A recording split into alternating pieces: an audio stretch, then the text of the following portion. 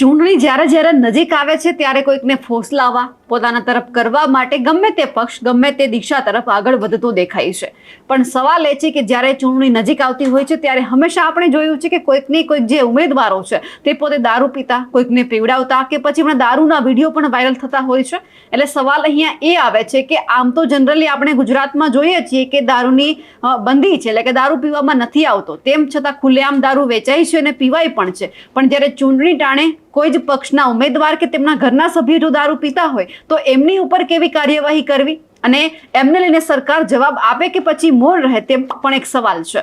નમસ્કાર, નિર્ભય ન્યૂઝ સાથે હું છું રિદ્ધિ। ગુજરાતમાં દારૂબંધી છે પણ ખુલ્લેઆમ દારૂ પીવાય પણ છે અને વેચાય પણ છે। પણ સવાલ અહીંયા એ આવે છે કે જ્યારે ચૂંટણી આવે છે ત્યારે કેમ દારૂ ખુલ્લેઆમ પીવામાં આવે છે, કેમ ઉમેદવારો છે તે પણ દારૂ પીતા નજરે પડે છે અને બીજાને પીવડાવતા પણ નજરે પડે છે। હવે આવું જ કંઈક જુનાગઢના માંગરોળમાં થયું છે। જે વોર્ડ નંબર 2 ના જે ઉમેદવાર છે ભાજપના મયુરી પરમાર, તેમના જે પતિ છે તે હવે દારૂ પીતા નજરે પડ્યા છે। રાતનો સમય છે, તે પોતે દારૂ પી રહ્યા છે અને આજુબાજુ બીજા ઘણા બધા લોકો પણ તેમની સાથે ઊભા છે અને કોઈકે આ વિડીયો બનાવીને સોશિયલ મીડિયામાં પણ વાયરલ કર્યો છે।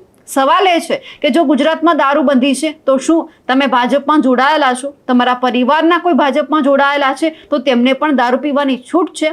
કારણ કે અત્યારે જે રીતે આચારસંહિતા લાગેલી છે એટલે કે ઉમેદવારો પોતે જો કંઈ ન કરી શકતા હોય તો તેમના પરિવારના સભ્યો પાસે પણ કંઈક કરાવતા હોય તે પણ સામે આવ્યું છે। કારણ કે આ જોઈને એવું લાગે છે કે જો આપણે કોઈ બીજા વ્યક્તિને દારૂ પીતા નજરે પડીએ તો એમની સામે કોઈ કાર્યવાહી થાય છે, એમને જેલમાં લઈ જવામાં આવે છે। પણ સવાલ અહીંયા એ છે કે આ જે ભાજપના ઉમેદવાર છે તેમના પતિ જે આ રીતે રાતના સમયે દારૂ પી રહ્યા છે, દારૂની મોજ માણી રહ્યા છે, તો તેમના ઉપર શું કાર્યવાહી થશે? કારણ કે હવે ચૂંટણીના દિવસો નજીકમાં છે એટલે ક્યાંક એવું પણ લાગે કે બીજા કોઈ પક્ષના ઉમેદવારો પણ તેમની સાથે હોય, કારણ કે રાતનો સમય છે, વિડીયો પણ વાયરલ થયો છે। હવે એમાં સ્પષ્ટ એ નથી દેખાતું કે જે મયુરી પરમાર છે તેમના પતિની સાથે બીજા કોણ છે। પણ સવાલ અહીંયા તો ચોક્કસ એ થાય છે કે આમના ઉપર કોઈ કાર્યવાહી કરવામાં આવશે કે નહીં? સૌથી પહેલા તો આપણે વિડીયો પણ જોઈએ અને એમની સાથે આમ આદમી પાર્ટીએ ભાજપ ઉપર શું પ્રહાર કર્યા છે તે પણ સાંભળીએ।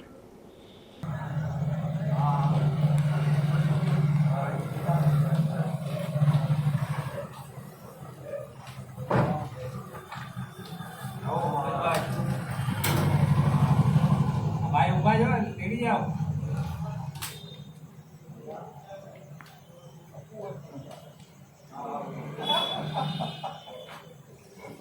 મને ફોન કર્યો તો એ કીધું રાત્રે 2 વાગે મળવા આવત છે, અમે ત્યાં મામા દેવમાં લઈ ગયું, મને હું ખબર કે પૂછ્યા છે હું સામે તકે 3-3 લગી જપતા હતા ને ઓલી મામા દેવની ડેરી પોતા નથી અને ક્યાંક બેઠા હતા। હવે મેં આપણે ત્યાં ઉપાડી ઓકે ને આ જોવા ત્યાં બેઠા ને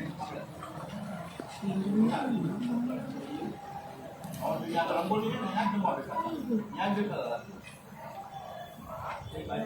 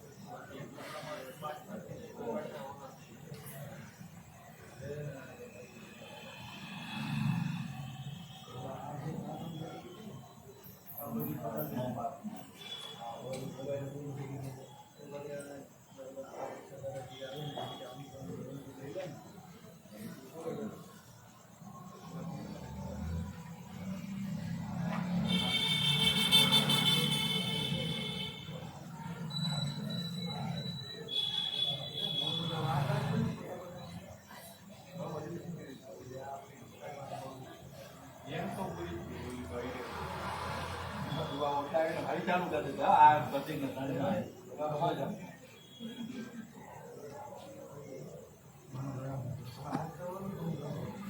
મોબાઈલ લઈને આવતો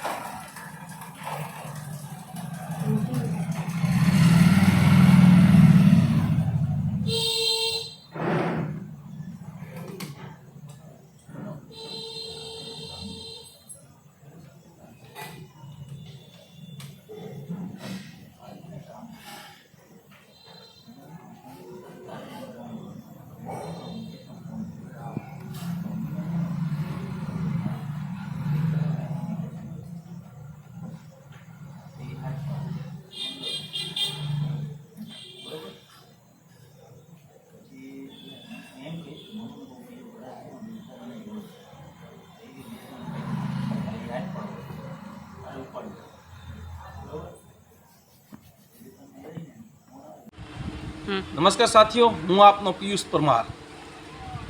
માંગરોળ શહેરમાં છેલ્લા 2 દિવસ થયા એક વિડીયો વાયરલ થઈ રહ્યો છે. જે વિડીયોમાં ભારતીય જનતા પાર્ટીના પીઢ આગેવાન અને 2 વખતના કોર્પોરેટર નીતિન પરમારનો વિડીયો છે. અને હાલમાં નીતિન પરમારના વાઇફ વોર્ડ નંબર 2માંથી ઉમેદવારી કરી રહ્યા છે. આ વિડીયોની સચ્ચાઈ જોયા પછી તેમાં સાફ જોવા મળે છે કે નીતિન પરમાર ખુલ્લેઆમ દારૂ પી રહ્યો છે અને બીજાને સામાન્ય લોકોને ગેરમાર્ગે દોડી અને દારૂ પીવડાવી રહ્યો છે. આ તકે હું પ્રશાસનને પણ પૂછવા માગું છું, ખાસ કરીને માંગરોળના ડીવાયએસપી સાહેબને પણ નમ્ર વિનંતી કરવા માગું છું કે ભારતીય જનતા પાર્ટીના આવા લુખ્ખા તત્વો દ્વારા ખુલ્લેઆમ દારૂ પીવામાં આવી રહ્યો છે અને વેચવામાં પણ આવી રહ્યો છે. ત્યારે એક પોલીસની નૈતિક જવાબદારીઓ છે કે આવા તત્વો સામે તાત્કાલિક ધોરણે કાયદાકીય કાર્યવાહી કરે. અને માંગરોળની જનતાને મારે ખાસ વિનંતી કરવી છે, આ ભ્રષ્ટ ભાજપના નેતાઓ જો હજી પણ ભારતીય જનતા પાર્ટીને હિન્દુ સમાજના લોકો મત દેશે તો આવનારા સમયમાં તમારા દીકરાઓને પણ આ લોકો દારૂને રવાળે ચડાવશે, ડ્રગ્સના રવાળે ચડાવશે. એટલે 2 હાથ જોડીને મારી વિનંતી છે, માત્ર એક મોકો માંગી રહ્યા છે તમારી પાસે. વોર્ડ નંબર 2 અને 3માં હિન્દુ સમાજના તમામ લોકોને મારી 2 હાથ જોડીને વિનંતી છે, એક મોકો આમ આદમી પાર્ટીને આપો. આમ આદમી પાર્ટીનો એક ઉમેદવાર કર્મનિષ્ઠ છે, સારો ઉમેદવાર છે, તમારા ભવિષ્યનો વિચાર કરે એવા ઉમેદવારો અમે આમ આદમી પાર્ટીએ ગોત્યા છે. ત્યારે નમ્ર વિનંતી છે માંગરોળની જનતાને કે એક મોકો આમ આદમી પાર્ટીને આપો. આવા લુખ્ખા તત્વોથી આઝાદી મેળવવા માટે માત્ર એક મોકો આપો. જય હિન્દ, જય ભારત.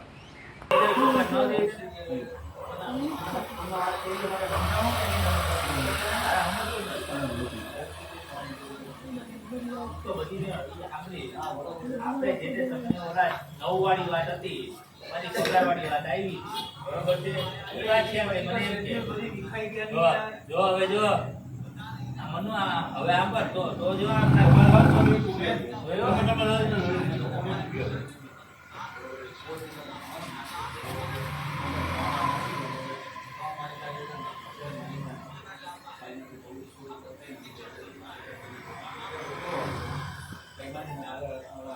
ભાવલી આવવાની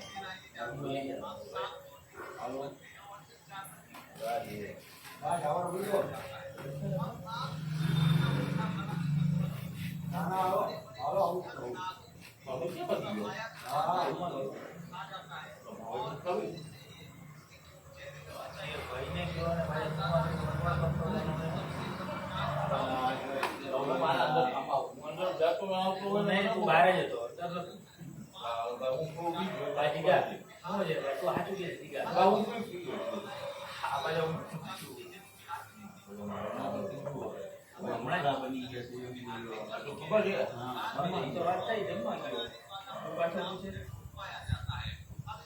કાંઈ પાડી છે આપણે રમણ હોય મારા ઘર જમવાનું બની ગયું તો તમારે લોકો બહાર કાઢવું એમને થઈ ગયું ના 50 વખત થઈ ગયું હવે બીજી વખત ના હવે આ બાજુ સાંભળી લેજો અમે ન કરી શકીએ આપણે તૈયારીમાં જોઈએ હા ભાઈ આ બરોબર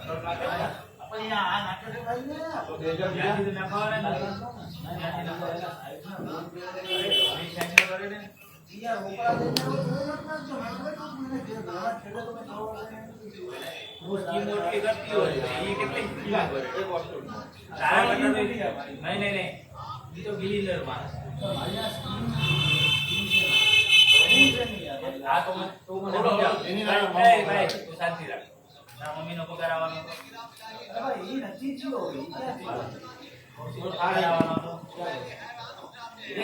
રેકોર્ડિંગ છે નો પગાર આવશે હજી પગાર નથી